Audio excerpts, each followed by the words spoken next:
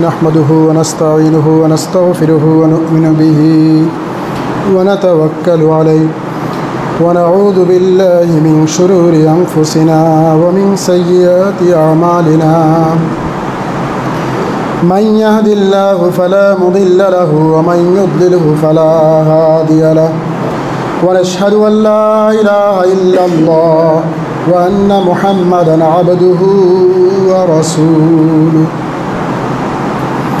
الذي أرسله بالحق بشيرا ونذيرا وداعيا إلى الله بإذنه وسراجا منيرا أما بعد فقد قال الله تعالى في القرآن المجيد أعوذ بالله من الشيطان الرجيم قل إن كنتم تحبون الله فاتبعوني يحببكم الله ويغفر لكم ذنوبكم والله غفور رحيم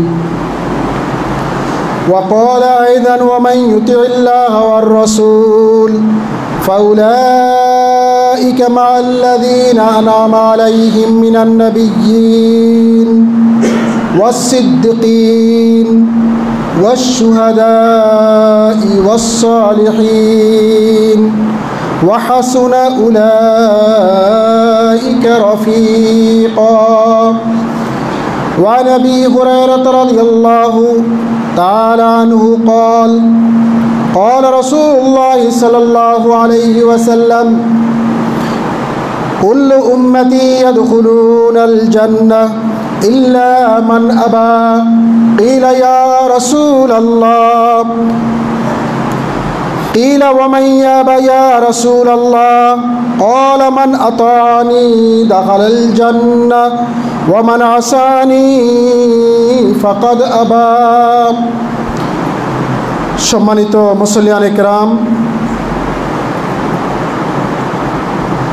মহান আল্লাহ রাব্বুল আলামিনের শুকরিয়া আদায় করছি যে আল্লাহ রাব্বুল আলামিন আমাদেরকে এই বৃষ্টি স্নাত দুপুরে সালাতুল জুমা আদায়ের উদ্দেশ্যে পবিত্রতম এই সময়ে খুতবা শোনার প্রারম্ভে এই মসজিদে একত্রিত হওয়ার তৌফিক দান করেছেন।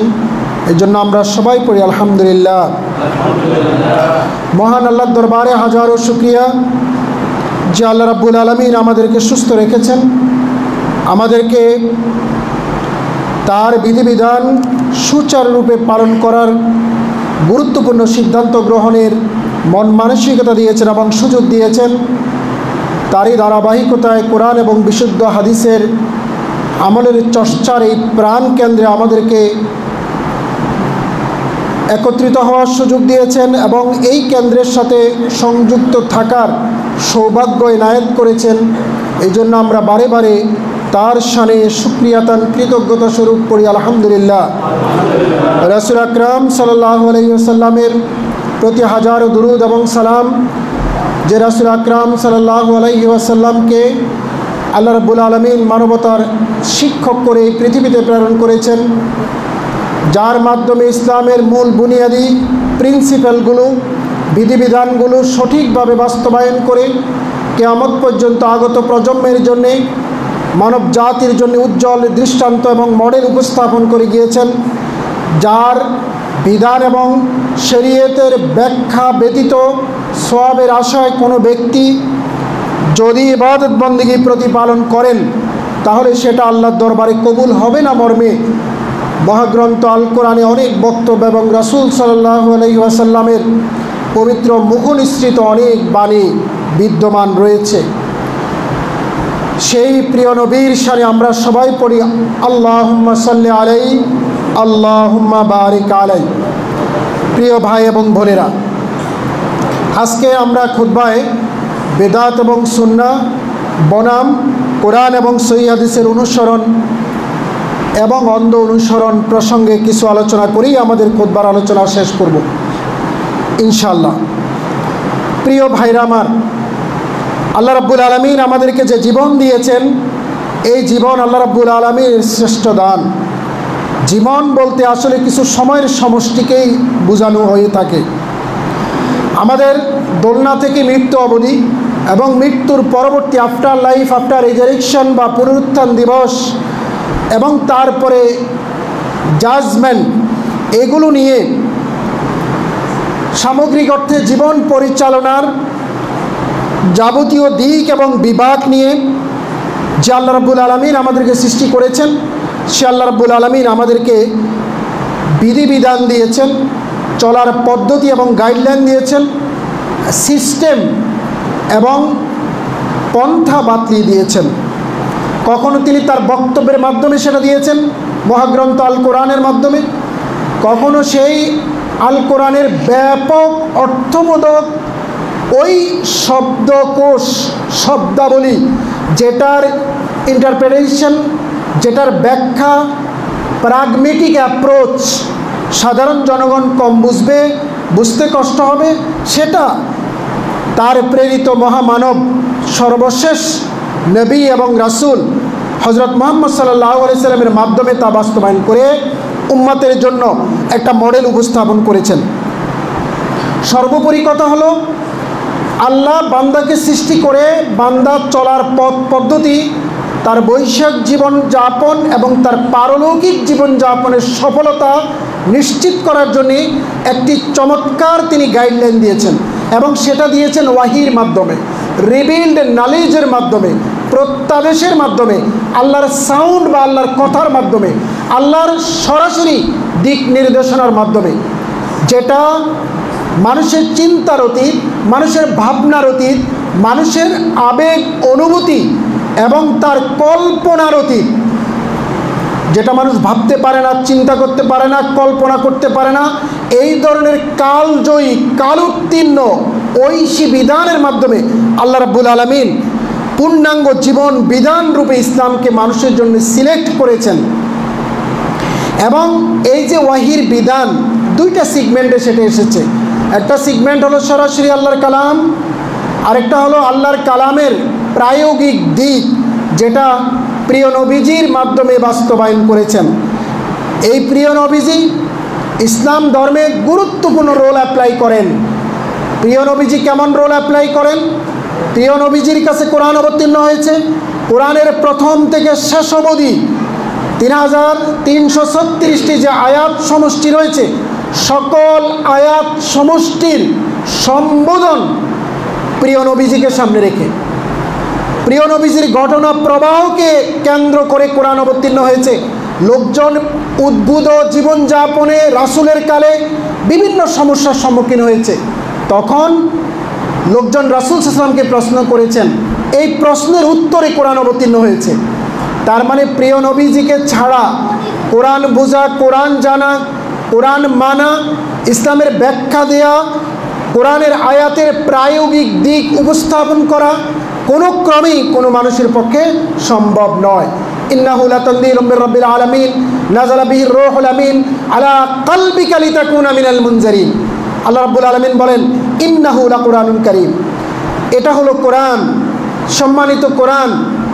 নাযালা বিহির রূহুল আমিন, জিবরাইলের মাধ্যমে অবতীর্ণ হয়েছে। আলা কলবিকা, আপনার অন্তরে। এই যে আপনি, হুইজ হি, তিনি কে? তিনি প্রিয় নবীজি। ইকরা বিসমি রাব্বিকাল্লাযী খালাক, এখানে ইকরা কে? প্রিয় নবীজি, পড়ুন আপনি। সুতরাং রাসূলকে ছাড়া, রাসূলের দর্শন ব্যাখ্যা বা প্রায়োগিক বিশ্লেষণমুখী শরীয়তের বিধান বিশ্লেষণ প্রক্রিয়া ছাড়া ইসলাম প্রতিপালন করা, শরীয়তের বিধিবিধান মানা কোনো মানুষের পক্ষেই সম্ভব নয়।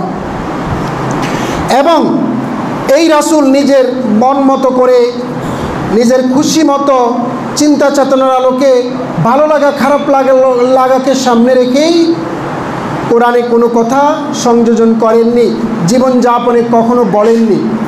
আমরা কোরআনের প্রায় 50 আয়াত বিশ্লেষণ করে রেখেছি। লোকজন রাসূলকে প্রশ্ন করে, রাসূল চুপ ছিলেন, আইডিয়া করে, স্পিকুলেট করে, আগাম ধারণা করে কোনো কথা উত্তর দিবেন, রাসূল দেন নাই, চুপ ছিলেন। ইয়াসআলুনাকা আনিল আনফাল, হে রাসূল, লোকজন আপনাকে যুদ্ধলব্ধ সম্পদ নিয়ে প্রশ্ন করে, বাস প্রশ্ন করছে, রাসূল চুপ। ওই অবতীর্ণ হচ্ছে কুলিল আনফালু লিল্লাহি ওয়ার রাসূল, যুদ্ধলব্ধ সম্পদ আল্লাহ এবং তার রাসূলের জন্য, যুদ্ধলব্ধ সম্পদ এভাবে এভাবে ব্যয় হবে, ডিটেলস বর্ণনা করা হচ্ছে ওয়াহির মাধ্যমে। কিন্তু প্রথম প্রশ্ন করার সাথে সাথে রাসূল চুপ। ইয়াসআলুনাকা আনির রূহ, লোকজন আপনাকে রূহ নিয়ে প্রশ্ন করে, রাসূলকে প্রশ্ন করে রূহ কি, রাসূল চুপ, কোনো কথা বলছেন না। কোরআনের আয়াত অবতীর্ণ হচ্ছে, রাসূল বলছেন কুলির রূহু মিন আমরি রাব্বি। লোকজন রাসূলকে প্রশ্ন করেছে ইয়াসআলুনাকা আনিল মাহিদ, হে রাসূল লোকজন আপনাকে ঋতুবতী নারী নিয়ে প্রশ্ন করে, রাসূল চুপ, কোনো কথা বলছেন না।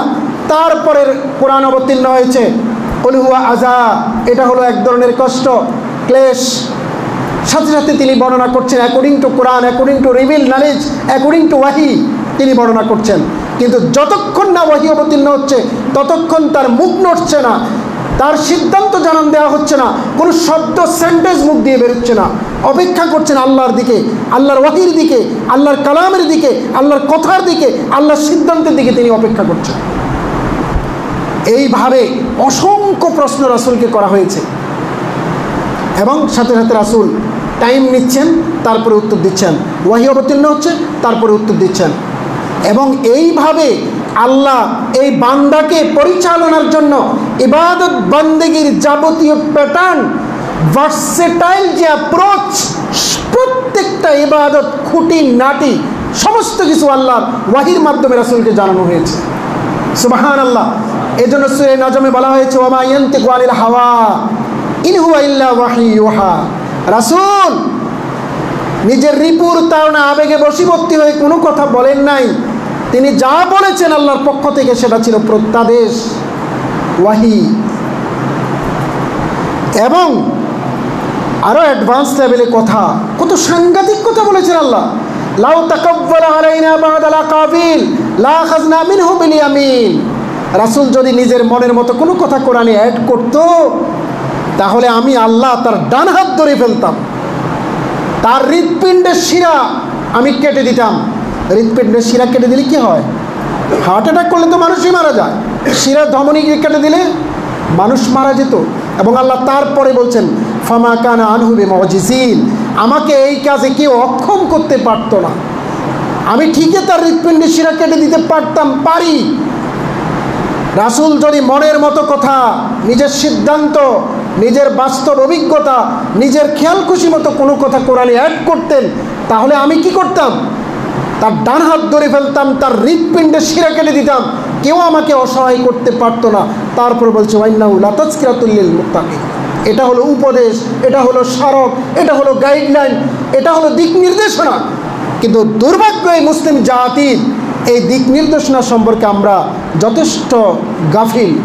অনেকেই কোরআনের অর্থসহ একবারও পড়ি নাই, অনেকেই জীবনভর জানতে চাইলাম না আল্লাহ আমার এবং আপনার উদ্দেশ্যে কি বলতে চাইলেন, কি বললেন, কোরআনে কি লেখা আছে ইহকাল এবং পরকাল নিয়ে, আমার জীবন এবং ভাবনা নিয়ে, আমার সামাজিক, পারিবারিক, সোশ্যাল বিভিন্ন ভার্সেটাইল ডাইমেনশনগুলো নিয়ে কি কি কোরআনের বক্তব্য আছে কোনোদিন জানলই না মানুষ।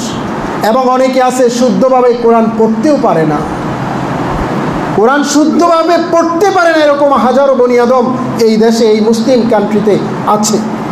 প্রিয় ভাইরা আমার, তার মানে কোরআন কালজয়ী গ্রন্থ, কোরআন কাল উত্তীর্ণ গ্রন্থ, কোরআন শাশ্বত চিরন্তন এক বাণী, আল্লাহর কালাম, আল্লাহর কথা। বান্দাকে সৃষ্টি করে বান্দা তার জীবনকে কীভাবে পরিচালনা করবে সুন্দরভাবে, সুস্পষ্টভাবে, চমৎকার উপায়ে, ভারসাম্যপূর্ণ রূপে এখানে উপস্থাপিত হয়েছে, বিধান বর্ণিত হয়েছে। এবং রাসূল, এই রাসূল কোরআনের ব্যাখ্যা দিয়েছেন। রাসূল কোরআনের সালাতের কথা বলা আছে, হাফিজু আলাস সালাত ওয়াস সালাতিল উস্তা, তোমরা সালাতের ব্যাপারে সচেতন হও, যত্নবান হও। ওয়াস সালাতিল উস্তা, বিশেষ করে মধ্যবর্তী সালাতের ব্যাপারে তোমরা সতর্ক থাকো, স্পেশালি সেটার অনেক কর্মময় ব্যস্ততম সময় তোমাদের দিনের ওই টাইমটা যায়, ওই সালাদটা নিয়ে মনোযোগী হও, ভুলে যেও না।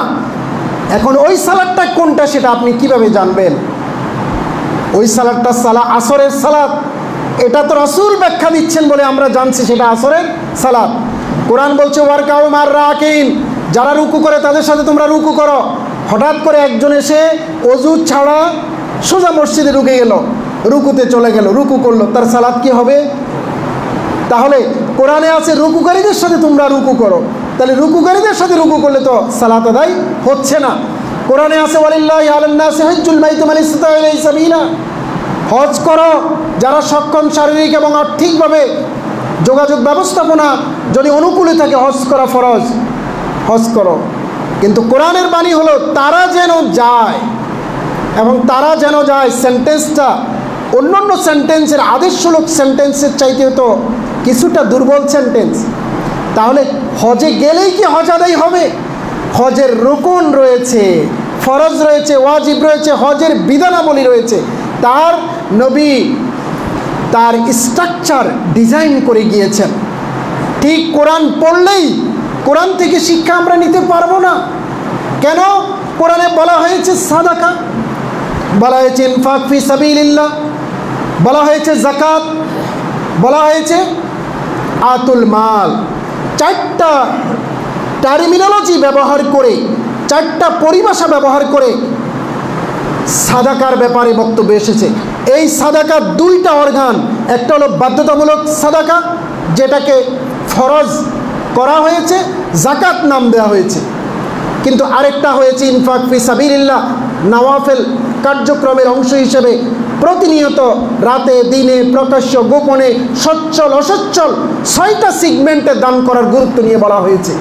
এখন যে আয়াতে সাদাকা বলে যাকাত ফরজ করা হয়েছে, সেখানে যাকাত শব্দ তো উল্লেখ নেই, সেখানে ফরজ শব্দ উল্লেখ নেই। সেখানে উল্লেখ রয়েছে ইন্নামাস সাদাকাতু লিল ফুকারা ওয়াল মাসাকিন ওয়াল আমিলিনা আলাইহা ওয়াল মুআল্লাফাতি কুলুবুহুম ওয়া ফির রিকাব ওয়াল গারিমিনা ফি সাবিলিল্লাহ।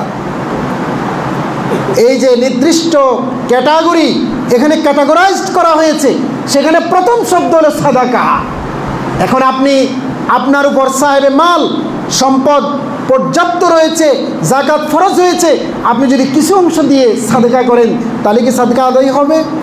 তাহলে এই যে সার্টেন একটা ফিগার থাকার পরে আপনার যাকাত ফরজ হবে, ওই সার্টেন ফিগারটা নির্ধারণ কে করেছে? রাসূল করেছে, এবং ওইটা করেছে হাদিসের মাধ্যমে। রাসূল তার জীবদ্দশায় এটা বাস্তবায়ন করে গিয়েছেন।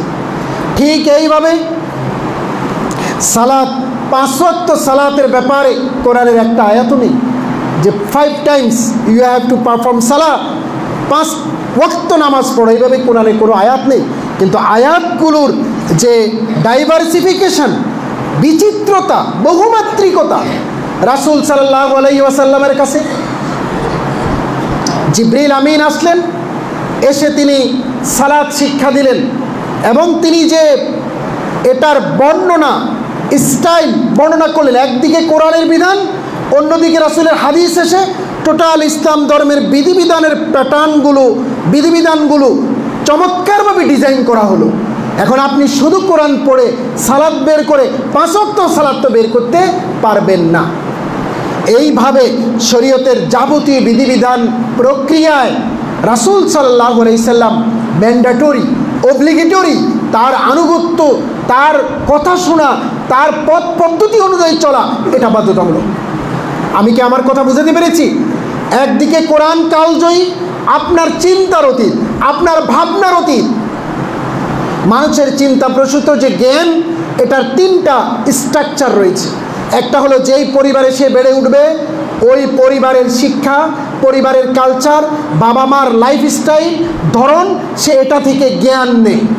বাবা মা বলে এখন এটা করতে হবে, সে এটা করে। বাবা মা বলে এভাবে খাইতে হবে, এভাবে খায়। বাবা মা বলে এখন সালাত আদায় করতে চলো, সে যায়। বাবা মা যেই তরিকা, পীরপন্থী হলে বাচ্চারা পীরপন্থী হয়, বাবা মা মাজারপন্থী হলে বাচ্চারা মাজারপন্থী হয়। বাবা মা পারিবারিক বলয়ে মানুষ শেখে। 2 নাম্বার, যেই প্রতিষ্ঠানে পড়ে, ওই প্রতিষ্ঠান যদি ভান্ডারি মাজারি প্রতিষ্ঠান হয়, বাচ্চারা ভান্ডারি এবং মাজারি হয়ে গড়ে ওঠে। বাবা মায়ের ডিফারেন্ট থাকলেও টিচারদের ব্যাখ্যার কারণে, টিচারদের ব্যবস্থাপনার কারণে, টিচারদের ধর্মীয় বিধানাবলীর ব্যাখ্যার ভিন্নতার কারণে ছেলেমেয়েরা টিচারের কথাটাকে গুরুত্ব দেয়। 2 নাম্বার। 3 নাম্বার হলো স্পেকুলেশন পাওয়ার। সে বড় হইতে থাকে, বিভিন্ন পরিবেশে যেতে থাকে, সত্য মিথ্যা অ্যানালাইসিস করতে থাকে। এই শ্রেণীটা খুবই কম যারা এখানে সত্যান্বেষী হয়, সত্য ধরতে পারে, সত্যকে গ্রহণ করতে পারে। আমি কি আমার কথা বোঝাতে পেরেছি? সুতরাং এই যে জ্ঞান, কোরআন এবং হাদিসের জ্ঞান নেওয়ার যে প্রক্রিয়া, যদি শুদ্ধাচারী কোনো পরিবার হয়, যদি শুদ্ধাচারী কোনো প্রতিষ্ঠান হয়, যদি শুদ্ধাচারী কোনো কমিউনিটি গড়ে ওঠে, এবং সন্তান যেই প্রতিষ্ঠানে যেই পরিবারে গড়ে উঠুক না কেন, বড় হওয়ার সাথে সাথে যদি শুদ্ধাচারী কিছু লোকের সংস্পর্শে থাকে এবং তার মুক্ত চিন্তা থাকে, সত্যকে গ্রহণ করার তার তীব্র নেশা, আকুতি, ব্যস্ততা, ব্যাকুলতা যদি থাকে, তাহলে সে সত্যকে টেনে নিতে পারে। কথা কি ঠিক? প্রিয় ভাইরা আমার, এখন আমরা মূল কথায় আবারও আসি। এজন্য যেই কোনো কালে, যেই কোনো সময়ে, যেই কোনো রাষ্ট্রে, পুরো পৃথিবীর যেই কন্যারই আপনি বেড়ে উঠেন, জন্মগ্রহণ করেন, ওখানে শাশ্বত সামাজিক রীতিনীতি রয়েছে, শাশ্বত নিয়ম শৃঙ্খলা রয়েছে। একটা সংবিধান আছে রাষ্ট্রের। এই রাষ্ট্রের সংবিধান বারে বারে পরিবর্তন হয়, 16, 17, 18 বার পরিবর্তন হয়েছে। এখানে একটা কর্পোরেশনের আওতায় আছে, পৌরসভার আওতায়। পৌরসভার বিভিন্ন পয় নিষ্কাশন সহ শুরু করে প্রত্যেকটা সিস্টেম বারে বারে চেঞ্জ হয়, মানুষের চাহিদার কারণে, লোকবল বেশির কারণে, অবস্থানের কারণে, প্রয়োজনের কারণে। হয় কি না? হয়। কিন্তু যে আল্লাহ মানুষকে সৃষ্টি করেছে, সে আল্লাহ মানুষ পরিচালনার শাশ্বত নিয়মকে এমন কালজয়ী করেছেন যে মানুষ মরে যাবে বংশ পরম্পরায় শতাব্দীর পর শতাব্দী, কোরআনের একটা আয়াতের আবেদন লয় হবে না, কমবে না। বিজ্ঞানের উৎকর্ষে সাধন হবে গগনচুম্বী, কিন্তু কোরআনের কোনো আবেদন, হাদিসের কোনো শিক্ষা বিজ্ঞানের সাথে, বাস্তবতার সাথে, মানুষের জীবনযাপনের সাথে সাংঘর্ষিক হবে না। এজন্যই ওয়াহির জ্ঞান সবচেয়ে ইম্পর্টেন্ট। আপনি এই টাইমটাকে দেখেন, মানুষ কত দুর্বল। আল্লাহ বলেছেন খুলিকাল ইনসানু দাঈফা, মানুষকে আমি দুর্বল করে তৈরি করেছি। মানুষ সামনের অংশ দেখে, পিছনের অংশ দেখে না। পিছনে অনেক আয়না বড় লাগায় উপরে ঝুলালে, পিছনের অংশ দেখে। সামনে পিছনের অংশ দেখলে কি হবে? তার নিজের ভেতরের অংশ সে দেখে না। যে ডাক্তার অপারেশন করে, সেই ডাক্তার অন্যের হার্ট দেখে, অন্যের লিভার দেখে, নিজেরটা কিন্তু সে দেখে না। এবং স্পেসিফিক ফিল্ডের এক একজন ডাক্তার স্পেশালিস্ট হয়। জানেন আপনারা, যে কিডনির ডাক্তার সে হার্টের অপারেশন করে না, যে ইউরোলজির ডাক্তার সেই নেফ্রোলজির অপারেশন করে না, যে নিউরোলজির ডাক্তার সেই শরীরের হাড়গোড় ভেঙে গেলে, ফ্র্যাকচার হয়ে গেলে ওইটার অপারেশন সে করে না। তার মানে স্পেসিফিক একটা ফিল্ডে সে অন্যেরটা অপারেট করে এবং দেখে, নিজেরটা কিন্তু সে দেখে না। এরপর আরও অ্যাডভান্স লেভেলের কথা হলো, মানুষ এত দুর্বল। আপনার নাম আব্দুল কুদ্দুস, আপনার বডির নাম আব্দুল কুদ্দুস না আপনার সোলের নাম Abdul Quddus? Who is Abdul Quddus here? আপনার বডি খুব ইম্পর্টেন্ট না সোল ইম্পর্টেন্ট? যদি বলেন বডি ইম্পর্টেন্ট, আত্মা ইম্পর্টেন্ট, সে আত্মাকে আপনি কোনোদিন দেখেছেন? সে আত্মাটা কেমন অবয়ব জেনেছেন? সে থাকে কোথায় বুঝতে পারেন? এবং যখন বডি ছিল না, সে আত্মা রাখার মতো জায়গায় তো ছিল না। তার মানে বডিও কি কম ইম্পর্টেন্ট? তার মানে রিয়েল পার্সন এখানে কে? মানুষের সোলটা হলো রিয়েল পার্সন। কারণ এই বডিটা রূপান্তর হয়, বদলে যায়, ক্ষণে ক্ষণে অবস্থান বদল করে। এই যে শিশু বসে আছে, শুয়ে আছে, চোখের পলকে 5-7 বছরের মাথায় এই শিশু বড় হয়ে যাবে। 10 বছর 15 বছরের মাথায় তার ঘুম ফুটে শুরু হবে। 20 বছরের মাথায় আপনি বেঁচে থাকলে এই শিশুকে বিয়ে করে নিয়ে যাবেন, তার নাতিপুতি আপনি কোলে নেবেন। ইভেন আপনি আপনার লাইফটা ভাবেন, এই তো সেদিন আপনি খুব ছোট ছিলেন, কিভাবে আপনি বেড়ে উঠলেন, চোখের পলকে আপনি নাতি দাদা হয়ে গেলেন, চোখের পলকে। তার মানে বডি খুব ইম্পর্টেন্ট এক দৃষ্টিতে, এক ভাবনায়। অন্যদিকে সোল ইম্পর্টেন্ট অন্য ভাবনায়। কিন্তু আমরা রিয়েল পার্সন হলো সোল। আলমে আরওয়াতে ছিলাম আত্মার জগতে। ওখান থেকে মা বাবার সঙ্গমরত অবস্থায় কার্ডিয়াক পালস জাইগোট তৈরির মাধ্যমে স্পার্ম এবং ওভামের মিথস্ক্রিয়ায় জাইগোট তৈরি হলো। একটা সময় কার্ডিয়াক পালসেশন আসলো, আল্লাহ ওখান থেকে রূহ পুশ করলেন, নারী করে কাউকে ইয়াহাবুল ইমাইয়াশাউ যুকুরা ওয়া ইয়াহাবুল ইমাইয়াশাউ ইনাসা, কাউকে নারী করে কাউকে পুরুষ করে প্রেরণ করলেন। ফলশ্রুতিতে কি হলো? ছেলে হলো, মেয়ে হলো, ছেলে হওয়া, মেয়ে হওয়া, ছেলে মেয়ে একসাথে থাকা, অথবা দুটা জমজ হওয়া, অথবা একদম না হওয়া, এগুলো কার হাতে? আল্লাহর হাতে। তার মানে 120 দিন মায়ের পেটে ওই স্পার্ম ওভাম জাইগোটে থাকার পরে, ফার্টিলাইজেশনের পরে গিয়ে কার্ডিয়াক পালসেশন আসে। ওই কার্ডিয়াক পালসেশনটাই হলো রূহ। এটা তো বডি না থাকলে কার্ডিয়াক পালসেশন রাখবে কোথায়, গড়বে কোথায়, রূহ পুশ করবে কোথায়? বডি খুব ইম্পর্টেন্ট। আবার এই বডিটা নির্দিষ্ট একটা সময় পরে এটা নষ্ট হয়ে যায়, এটা কর্মক্ষমতা হারায়, কার্যকরিতা হারায়, কারো 30 বছরে, কারো 70 বছরে। যেদিন এই বডি থেকে রূহটা পুশ হয়ে উপর চলে গেল, ওই বডিটার দাম 1 পয়সা আর নাই। যেই সন্তান বাবা ছাড়া রাতে ঘুমায় না, ছোট ছোট শিশুরা গড়াগড়ি করে, সে আজকে আর বাবার সাথে শুইবে না। যে প্রিয়তমা স্ত্রী স্বামী ছাড়া শোয় না, সেই স্বামীর মৃত্যুর পরে ওই রোমেও তো ভয় ঢুকবে না সে 1 সপ্তাহ পর্যন্ত। সবচেয়ে দামি বেডশিটটা সেদিন আর তার গায়ে ঝুলাই দেওয়া হবে না, দুর্বলটা দেওয়া হবে, এবং এটা গরিবদেরকে দান করা হবে অথবা ফেলে দেওয়া হবে। কতটা মূল্যহীন হয়ে যায় বডিটা। তার মানে মানুষ সৃষ্টিগতভাবে অনেক দুর্বল। অন্যান্য প্রাণীদের বাচ্চা জন্ম লাভের পরে চাটাং চাটাং করে হাঁটা, চলাফেরা, দৌড়া, খাওয়া দাওয়া সব শুরু করে দেয়। এটা মুরগির বাচ্চা হোক, এটা হাঁসের বাচ্চা হোক, এটা ওই বিখ্যাত ছাগলের বাচ্চা হোক, এটা গরুর বাচ্চা হোক, এটা মহিষের হোক, এটা জেব্রা, হাতি, অন্যান্য বন্য জন্তু জানোয়ারের বাচ্চা হোক, পাক পাখি হোক, জন্মের সাথে সাথে এটা হাঁটে এবং তার তৎপরতা দেখা যায়। আর মানুষের বাচ্চাটা জন্মের পর থেকে চরম অসহায়, পিতামাতার স্কুলিং ছাড়া, পরিচর্যা ছাড়া সে খেতেও পারে না, হাঁটতেও পারে না, হাঁটাও শিখে না। এজন্য এই মানুষের পক্ষে এমন কোনো বিধান দেওয়া সম্ভব নয় যেটা কালজয়ী, যুগের পর যুগ চলবে। কথা কি বুঝেন? এজন্য মানুষের পক্ষে এমন কোনো ইসলামের সিস্টেম দেয়া সম্ভব নয় যেটা শতাব্দীর পর শতাব্দী চলবে। এজন্য মানুষের পক্ষে সম্ভব নয়। আমি আমার কালকে পর্যবেক্ষণ করি। সাতুদ্দিন আকালাইয়ামু মা কুনতা জাহিলান ওয়া তুমিউল আখবারু মান লাম তুজাফিদি। সময়, আজকে তুমি যেটা চিন্তা করো না, সময়ের ব্যবধানে তোমাকে সময় সেটা দেখাবে। 1993 সালে ইন্টারনেটে দেশে ঢুকে 2001 সালে এখানে অ্যান্ড্রয়েড সেটের ব্যবহার শুরু হয়। এর আগে কোনোদিন মানুষ ভাবে নাই সন্তান আমেরিকা তার সাথে কথা বলবে, ছবি দেখবে, তাকে মোবাইলে বিয়ে করায় দিবে। ভাবতে পারছে মানুষ? চিন্তা করতে পারছে? সুতরাং সময়ের ব্যবধানে সব বদলে যায়, সব পরিবর্তন হয়ে যায়। মানুষের পক্ষে কোনো বিধান কনস্ট্যান্টলি দেয়া, অনন্তকালের জন্য দেয়া, কোনো সিস্টেম অনন্তকালের জন্য করা, এটা মানুষের পক্ষে সম্ভব নয়। আরেকটা কারণ হলো, মানুষ অল্পতে যেমন তুষ্ট, অল্পতে যেমন ব্যগ্র এবং খেপাটে, মানুষ বিভিন্ন দুর্বলতার আড়ষ্টে বন্দী।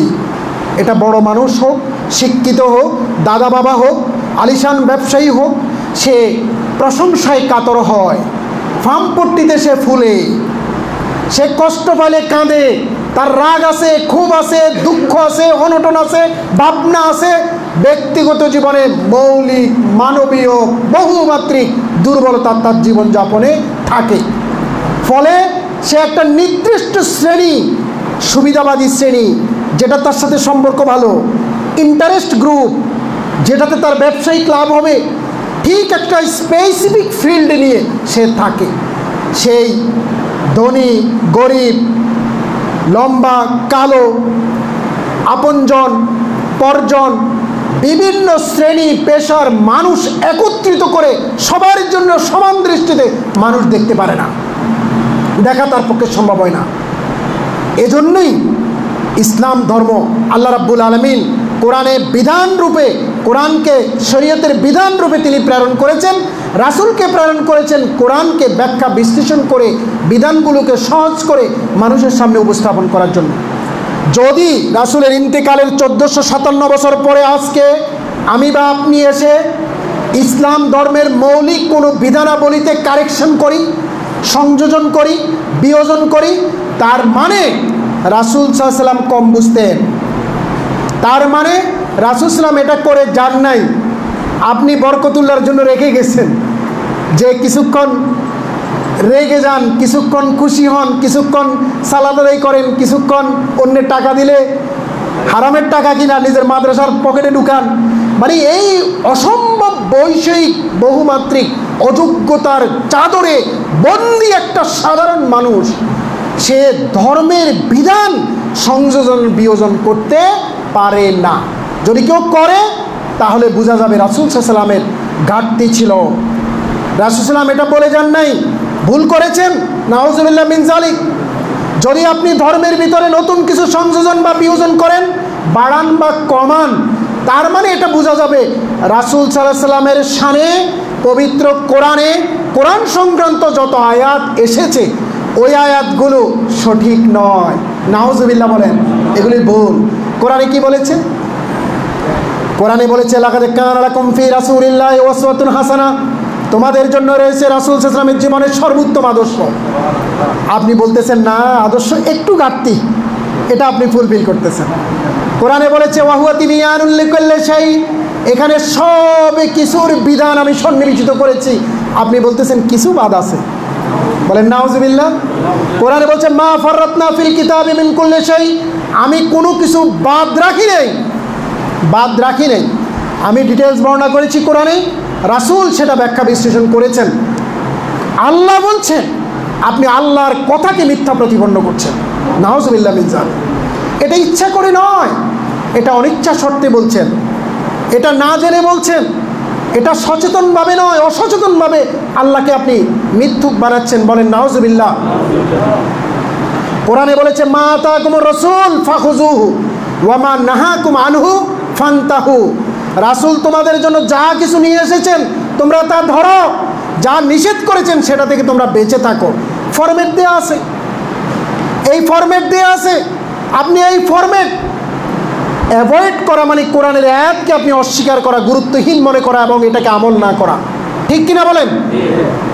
রাসূল যেটা করেন নাই সওয়াবের আশায়, রাসূলের সাহাবীরা যেটা করে নাই সওয়াবের আশায়, তাবিরা যেটা করে নাই সওয়াবের আশায়, তাবে তাবিনরা যেটা করে নাই সওয়াবের আশায়, ইসলামের ইতিহাসে 400 বছর পর্যন্ত যে রসুম রেওয়াজ ছিল না, যাদেরকে সালাব বলা হয়, সালাবদের ক্ষেত্রে পবিত্র করে 2 শতাধিকের বেশি আয়াত রয়েছে। সাবিকুন আল-আউয়ালুনা মিনাল মুহাজিরিন ওয়াল আনসার ওয়াল্লাযীনা ইত্তাবাউহুম বিইহসান রাদিয়াল্লাহু ওয়া রাদু আন মুহাম্মাদুর রাসূলুল্লাহ ওয়াল্লাযীনা মাআহু আশিদ্দাউ আলাল কুফফার রুহামাউ বাইনাহুম, কারা রুহামাউ বাইনাহুম? সাহাবীরা, সালাফরা। সুতরাং এই ইসলামের ইতিহাসে সোনালী যুগে যেটাকে রাসূল বলেছেন সবচেয়ে সেরা যুগ আমার যুগ, সবচেয়ে সেরা যুগ আমার সাহাবীদের যুগ, সবচেয়ে সেরা যুগ, তার পরবর্তী যুগ, ওই যুগে ইসলাম যেভাবে প্রতিপালিত হয়েছে, চর্চা হয়েছে, ইসলামের বিধান যাপিত জীবনে মানুষ যেভাবে পালন করেছে, আমাদেরকে ওইটাকেই ফলো করতে হবে। এর বাহিরে সওয়াবের আশায় যদি আমরা কোনো কিছু করি সেটা আল্লাহর দরবারে কবুল হবে না। এটাই হলো বেদাত। আমাদের সমাজে মানুষ বেদাতের শ্রেণীবিন্যাস করেন। আরে টাটকা পায়খানা, টাটকা ঘু, এটার কি শ্রেণীবিন্যাস হয়? পৃথিবীর প্রত্যেকটা জুমার সালাতের আজকের এই দিনে জুমাবারে সেই ইন্দোনেশিয়া থেকে আমেরিকা পর্যন্ত জুমাবারের খুতবায় এমন কোনো ইমাম নেই যেই বিখ্যাত, গুরুত্বপূর্ণ, ঐতিহাসিক, তাৎপর্যপূর্ণ এই হাদিস উল্লেখ করে না কুল্লু বিদআতিন দলালা ওয়া কুল্লু দলালাতিন ফিন্নার। প্রত্যেকটা নব আবিষ্কৃত বিষয়, তৎপরতা, আমল গুমরাহি, পথভ্রষ্টতা, প্রত্যেকটা গুমরাহি মানুষকে নিয়ে যাবে কোথায়? জাহান্নামে। সুতরাং মিষ্টি মিষ্টি করে সওয়াবের আশায় আমরা যে মিলাদ করি, রাসূলের সাহাবী শ্বশুর আবু বকর ওমর রাদিয়াল্লাহু তাআলা আনহু, রাসূলের জামাই ওসমান রাদিয়াল্লাহু তাআলা আনহু, আলী রাদিয়াল্লাহু তাআলা আনহু, রাসূলের মুখে জান্নাতের সুসংবাদদাতা 10 জন সাহাবী, রাসূলের সোনালী যুগের ঘোষণা 30 বছর খেলাফতের আমল। এরা কি রাসূলকে কম ভালোবাসতেন? कितना ही प्यार था। যেদিন রাসূল বলেছেন আবু বকরকে, আবু বকর এমন একটা সময় আসবে মক্কা থেকে মদিনায় চলে যেতে হবে, অপেক্ষায় থেকো। অপেক্ষায় ছিলেন, নির্ঘুম রাত কাটিয়ে অপেক্ষায় ছিলেন। ডাক পড়ার সাথে সাথে বেরিয়ে এসে সেই গুহায় আশ্রয় নিয়েছেন। গুহা অনুসরণ করে, পদচিহ্ন অনুসরণ করে চলে গুহার মুখ পর্যন্ত গিয়েছেন। সাপে ধ্বংস করেছেন, রক্ত পড়ছেন, কাঁদছেন, ভয় পাচ্ছেন, শঙ্কিত হচ্ছেন, উদ্বিগ্ন হচ্ছেন, অ্যাংজাইটিতে ভুগছেন। কোরআনের আয়াত অবতীর্ণ হয়েছে, আবু বকরের শানে কোরআনের আয়াত অবতীর্ণ হচ্ছে। ইজহুমা ফিল গার ইজ ইয়াকুলু লিসাহাবি লা তাহসান ইন্নাল্লাহা মাআনা।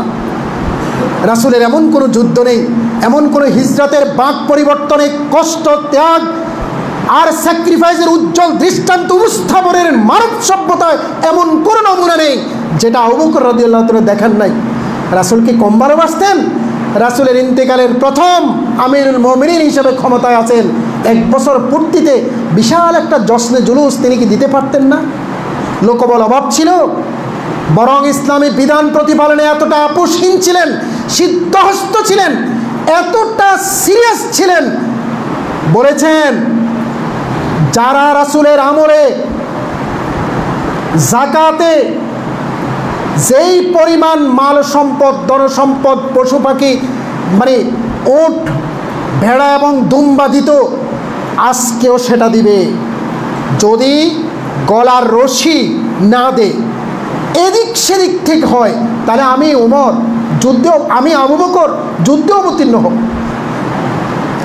কোরআন বিকৃতিকারীদের সাথে যুদ্ধে অবতীর্ণ হয়েছেন।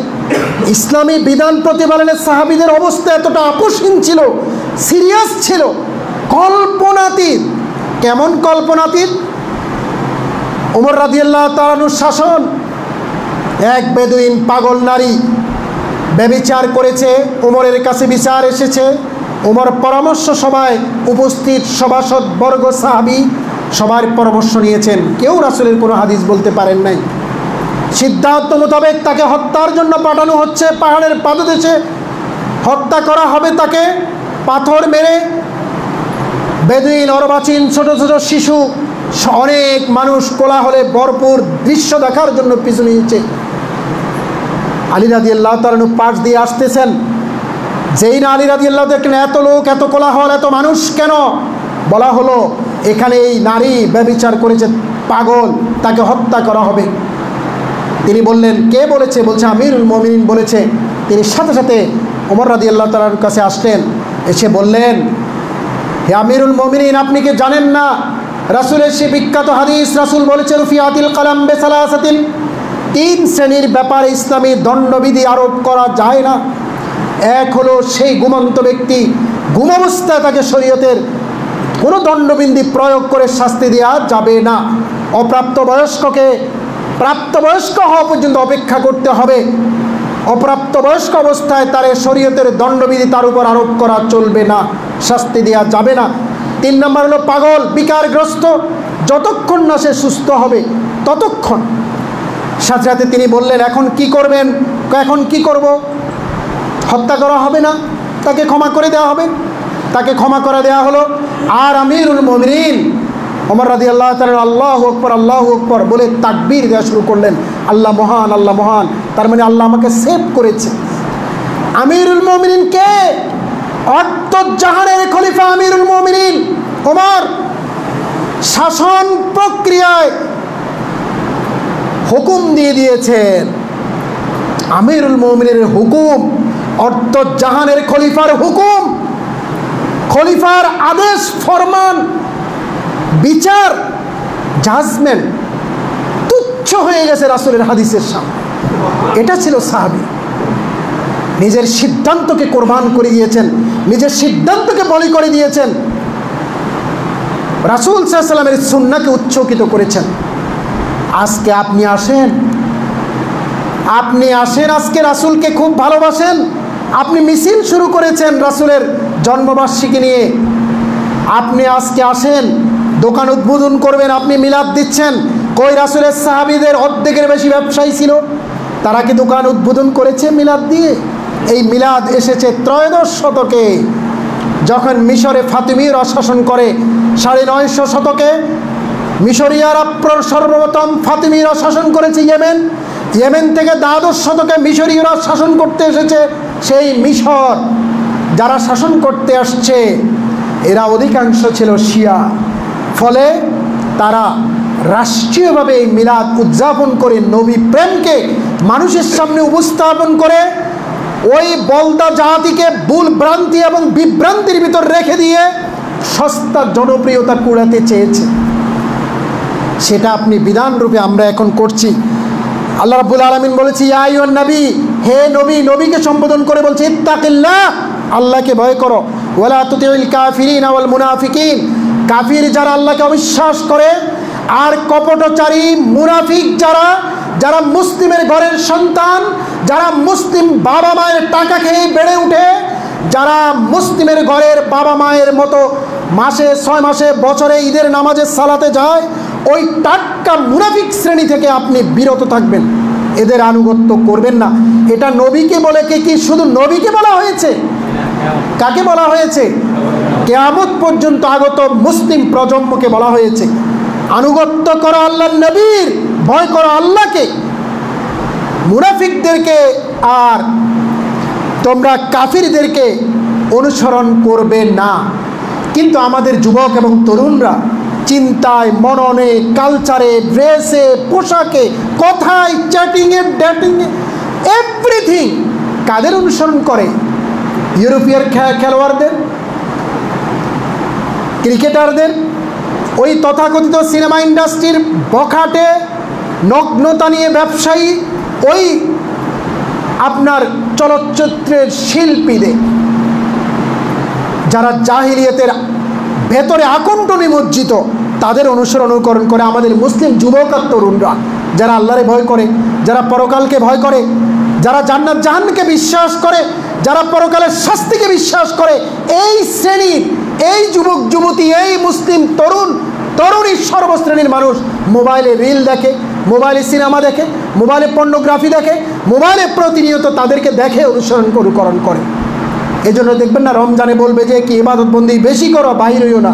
আমাদের নারীরা কোথায়? মার্কেটিংয়ে সবচেয়ে বেশি সময় ওখানে যাবে। এবং রাসূলকে আরও বলা হচ্ছে ওয়াত্তাবি মা ইউহা ইলাইকা, আপনি অনুসরণ করুন আপনার কাছে যে ওহী এসেছে, ওহী এসেছে কোরআন এবং হাদিস। ওয়াহি এবং এসেছে কোরআন এবং হাদিস, এটা ওয়াহি হিসেবে এসেছে, এটাকে অনুকরণ করো। যারা আজকে বেদাতের জন্ম দিয়েছে, ভার্সেটাইল বেদাতের যারা সৃষ্টি করেছে এই সমাজে, বেদাতের কোনো সংজ্ঞা হাদিস দিয়ে তারা দিতে পারবে না, পরিচয় হাদিস দিয়ে তারা দিতে পারবে না। তো তারা কি করেছে? একটা টেকনিক খাটিয়েছে যে বেদাত দুই প্রকার, একটা হলো বেদাতে হাসানা, একটা হলো বেদাতে সাইয়্যিয়া, একটা হলো ভালো বেদাত, একটা হলো খারাপ বেদাত। আসলে বেদাতের কোনো শ্রেণীবিন্যাস নাই, কোনো হাদিসে প্রমাণ নেই, কোরআনের কোনো আয়াতে প্রমাণ নেই, কোনো হাদিস কোরআনের আয়াতে প্রমাণ নেই বেদাত দুই প্রকার। এটা কিছু অপরিণামদর্শী, অবিদ্বান, অল্প শিক্ষিত আলেমদের আবিষ্কার, চিন্তা, বিকৃত চিন্তার আবিষ্কার ফসল। বেদাত দুই প্রকার। বেদাত যদি দুই প্রকারই হয় তাহলে বেদাত দুই প্রকার, বেদাত ফিদ্দিন, বেদাত লিদ্দিন। ধর্মের ভিতরে কোনো কাটছাট চলবে না, ধর্মের বিধানের বাহিরে, ধর্মের বিধান বাস্তবায়নের উদ্দেশ্যে যত আয়োজন চলবে ওইটা বেদাত লিদ্দিন হলেও হতে পারে। সহজ কথা বলি, আপনি রান্না করবেন, রান্না কি 10 তলা বিল্ডিংয়ের 9 তলায় বসে রান্না করবেন? রান্না কি গ্যাসের চুলাতে রান্না করবেন, নাকি নিচ তলায় মাটিতে লাকড়ি দিয়ে রান্না করবেন? রান্নাঘরটা কি অনেক বড় পরিপাটি হবে, হালকা একটু ফ্যান বা হালকা একটু এসিও থাকবে, নাকি রান্নাঘরটা একদম উনুন জ্বালাবেন? সকালবেলা আমরা গ্রামে যেভাবে পিঠা খেতাম মায়ের হাতে, দাদির হাতে, উঠানে, সেখানে রান্না করবেন। কিভাবে রান্না করবেন? It's up to you. কিন্তু আপনি কি রান্না করছেন, ওখানে উপাদান উপকরণগুলো কি দিচ্ছেন না দিচ্ছেন সেটা এক জিনিস, রান্না কোথায় করবেন সেটা আরেক জিনিস। সালাত আদায় করবেন, সালাতের প্রথম থেকে শেষ পর্যন্ত কোনো কাটছাট হবে না, ইবাদত বন্দেগীতে কোনো সংযোজন বিয়োজন চলবে না। এই ইবাদত বন্দেগী এই ইবনে আব্বাস রায়পুর এখানে আপনি পড়বেন না থানা মসজিদে পড়বেন, নাকি সালার বস্তা দেয়া অথবা খেজুর পাতার ছানি দিয়ে কোনো মসজিদে পড়বেন, নাকি ওই লক্ষ্মীপুরের সরকারি দেয়া এসি মসজিদে আপনি পড়বেন, কোথায় পড়বেন সেখানে অবস্থান কি মকমল হবে নিচে, না এই গেল সপ্তাহে সৌদি আরব থেকে আসা উজ্জ্বল লাল গালিচা সমৃদ্ধ জায়নামাজে আপনি সালাত পড়বেন, ইটস আপ টু ইউ। এটা কি করে আবার বেদাত হয় রে ভাই? এটা তো সালাত আদায়ের একটা মাধ্যম বা উপকরণ বলতে পারেন, উপকরণও না। আপনাকে সালাত আদায় করতে বলা হয়েছে, আপনি সালাত আদায় করবেন, সালাতের ভিতরে কোনো কারেকশন সংযোজন বিয়োজন চলবে না। এই ভিতরে সংযোজন বিয়োজন এটাকে বলা হচ্ছে বেদাত। আর সালাত আপনি এসিতে পড়বেন না, সানি দিয়া সালার বস্তার মসজিদে পড়বেন, সেটা কখনো বেদাত নয়। আমি কি বুঝাতে পেরেছি ভাই আমার? দোস্ত বুজুর্গ, সবচেয়ে গুরুত্বপূর্ণ হলো জগতের প্রত্যেকটা জিনিস স্ট্রাকচার ওয়েল ডিজাইন। যেই নারী গরুর মাংস রান্না করে অথবা খাসির, সেই নারী যদি আদা কম দেয় তাহলে খাসির মাংস খাওয়া যাবে না দুর্গন্ধের জন্য। মরিচ যদি অতিরিক্ত দেয় তাহলে ঝাল বেশি হওয়ার কারণে খেতে পারবে না। লবণ যদি না দেয় খেতে পারবে না, লবণ যদি অতিরিক্ত দেয় তাও খেতে পারবে না। মশলা যদি না দেয় তাহলে সেটা আমাদের দৃষ্টিতে অখাদ্য হবে। হয়তো চায়না বা ভিয়েতনামে হয়তো সিদ্ধ সিদ্ধ খাইতে পারে, তারা খাইতে পারবে। তাহলে রান্নার একটা ব্যাকরণ আছে, আছে কি নাই? আছে। এইভাবে এই যে ফ্যান ঘুরছে, এই যে লাইট জ্বলছে, এইগুলো টেকনোলজির অ্যাডভান্স লেভেলের আবিষ্কার, এগুলো তৈরি, এগুলো সৃষ্টি। এই যে মাইক্রোফোন, এই যে কথা বলছি, এই যে মোবাইল, প্রত্যেকটা জিনিস ওয়েল ডিজাইনড হয়, স্ট্রাকচারাল ডিজাইন এটা রেডি করা। আপনি একটু নিজে বাড়িয়ে দিয়ে আপনি একটু নিজে সৃষ্টি করে যদি দেন, এটা কি চলবে? এটা কি হবে? হবে না। ঠিক ইসলাম ধর্মটা এইভাবে নিখুঁত বুননে শৈল্পিকভাবে সাজিয়ে দেওয়া হয়েছে রাসূলের মাধ্যমে, কোরআনের বিধানের মাধ্যমে। এর বানানো, নিজে ইচ্ছা করে একটু বাড়ানো, ইচ্ছা করে কমানোর কোনো সুযোগ এখানে রাখা হয় নাই। প্রিয় ভাইরা আমার, যখনই আমরা বানাতে যাচ্ছি তখনই সেটা বেদাত হচ্ছে, তখনই সেটা পরিত্যাজ্য হচ্ছে। অসংখ্য কোশ্চেন তার নেপথ্যে তৈরি হচ্ছে, যেখানে আল্লাহকে, যেখানে ওয়াহিকে, যেখানে রাসূল সাল্লাল্লাহু আলাইহি সাল্লামকে, যেখানে রাসূল সাল্লামের ত্যাগ এবং কোরবানিকে, যেখানে সাহাবীদের কষ্টকে, সালফে সালেহিনদের চেতনাকে, সবগুলোকে মিথ্যা প্রতিপন্ন করার প্রশ্ন দেখা দিচ্ছে শুধু একটা বেদাতের জন্ম দেওয়ার মাধ্যমে। প্রিয় ভাইরা আমার, এজন্যই বেদাত সর্বদাই পরিত্যাজ্য। মান আবদা ফি আমরিনা হাযা মা লাইসা মিনহু ফাহুয়া রদ্দুন। আপনার ছেলে পরীক্ষা দিচ্ছে, ফিজিক্সের কোশ্চেন আসছে, অথবা কেমিস্ট্রির পরীক্ষা দিচ্ছে, অথবা আইসিটি দিচ্ছে, সে আইসিটির ওই নির্ধারিত কোশ্চেনগুলোতেই অ্যান্সার করবে, না সেখানে বাংলার একটু রচনা লিখে দিবে? সেখানে সে কি তার মনের মাধুরী মিশিয়ে সেখানে কি সূরা একটা লিখে দিলে হবে? সূরা একটা লিখে দিলে অসুবিধা কি? সব তো হবে। আপনি যদি বলেন অসুবিধা কি, লিখে দিচ্ছি, লিখে দেওয়া যাবে না তো। এবং সায়েন্টিফিক যে এক্সপেরিমেন্টাল রিসার্চগুলো, গবেষণাগুলো, ওইগুলো অনেক নিখুঁত। প্রত্যেকটা particles, electron, proton, neutron, positron, প্রত্যেকটা পার্টিকেলস নিখুঁত বুননে ওখানে ডিজাইন করা। আপনি যে একটু চেঞ্জ করবেন, এই যে ডাক্তার অপারেশন করে হার্টের, লিভারের, ব্রেনের, বিভিন্ন ধরনের অপারেশন করে, এখানে যদি তার মতো করে সে একটু লিটারেচার, অ্যানাটমির বই, সার্জারির নতুন নতুন থিওরি, এই সমস্ত কিছুকে এক পাশে রেখে সে যদি তার মনের মতো করে করে, তাহলে কোনো লাভ হবে? লাভ হবে না। এজন্যই বেদাতটার কোনো প্রকারভেদ নেই, বেদাত বেদাতই।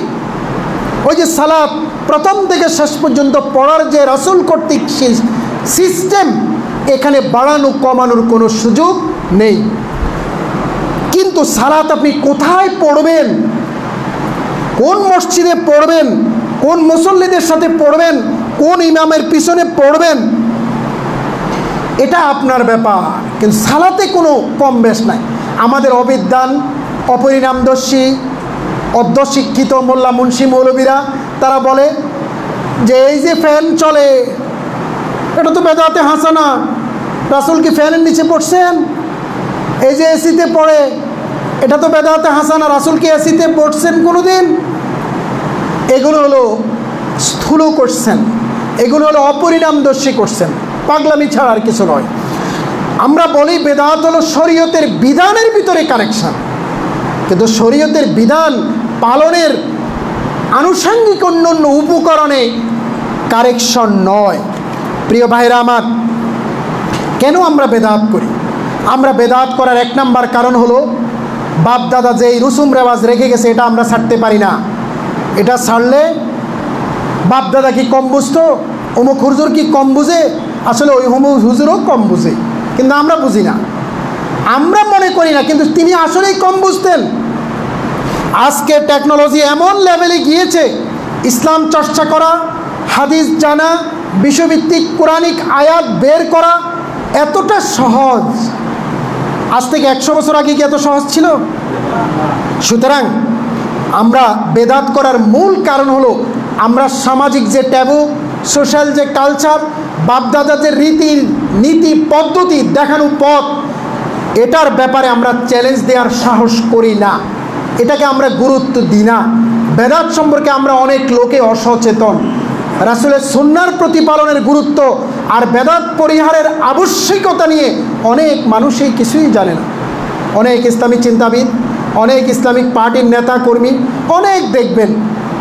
অনেক দেখবেন বেদাত সম্পর্কে সুস্পষ্ট কোনো ধারণা, এটাকে হালকা করে নিচ্ছে। অথচ আমরা জানি এই যে মোবাইলে একটা ডিজিট যদি ভুল দিয়ে ফোন দেন, এই ফোন আপনার কাছে না গিয়ে অন্য নারী বা অন্য পুরুষের কাছে চলে যাবে। আপনি অনলাইনে ব্যাংকে টাকা জমা দিবেন, একটা ডিজিট ভুল দিয়ে টাকাটা জমা দিতে যান, টাকা জমা দিতে আপনি পারবেন না, অন্যের নামে চলে যাবে। বৈষয়িকভাবে সায়েন্টিফিক্যালি আমাদের ব্যবহারিক জীবনযাপনের দিকে গভীরভাবে তাকালেই আমরা বুঝতে পারি যে নিজের মতো করে সব জায়গায় সব কিছু চলে না, হয় না, ঘটে না, ঘটানো যায় না।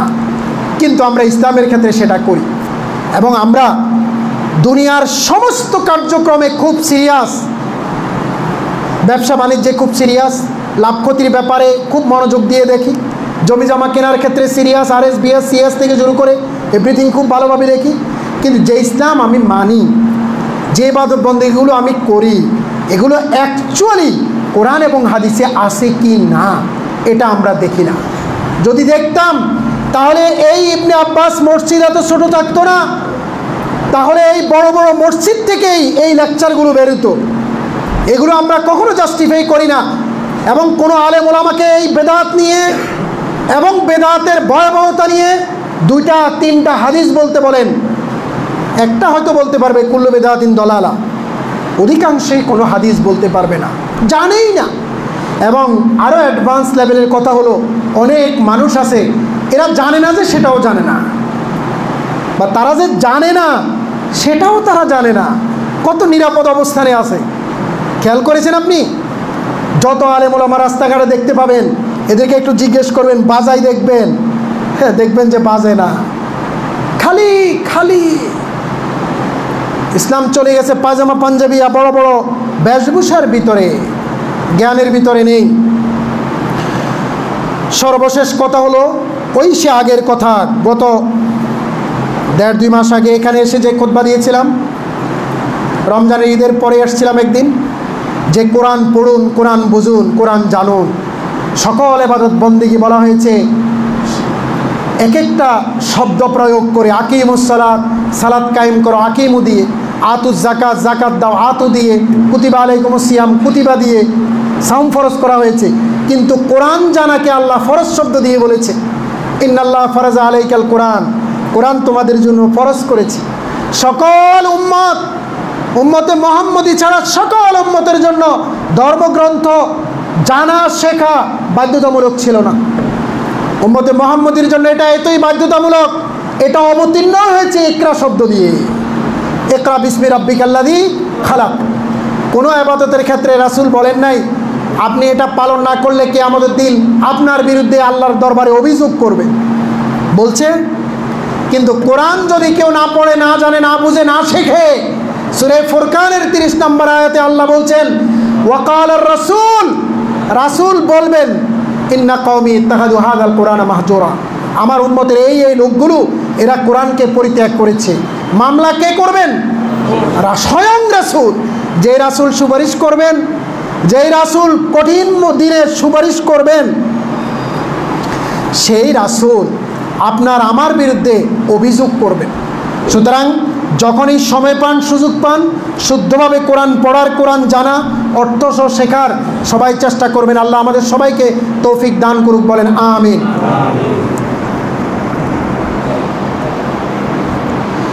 আলহামদুলিল্লাহ আলহামদুলিল্লাহ নাহমাদুহু ওয়া নাস্তাঈনুহু ওয়া নাস্তাগফিরুহু ওয়া নু'মিনু বিহি ওয়া নাতাওয়াক্কালু আলাইহি ওয়া নাউযু বিল্লাহি মিন শুরুরি আনফুসিনা ওয়া মিন সাইয়্যাতি আমালিনা মান ইয়াহদিল্লাহু ফালা মুদিল্লা লাহু ওয়া মান ইউদ্লিলহু ফালা হাদিয়া লাহু ওয়া নাশহাদু আল লা ইলাহা ইল্লাল্লাহ ওয়া আন্না মুহাম্মাদান আবদুহু ওয়া রাসূলুহু الذي أرسله بالحق بشيرا ونذيرا وداعيا إلى الله بإذنه وسراجا منيرا أما بعد إن الله وملائكته يصلون على النبي يا أيها الذين آمنوا صلوا عليه وسلموا تسليما اللهم صل على محمد وعلى آل محمد كما صليت على إبراهيم وعلى آل إبراهيم إنك حميد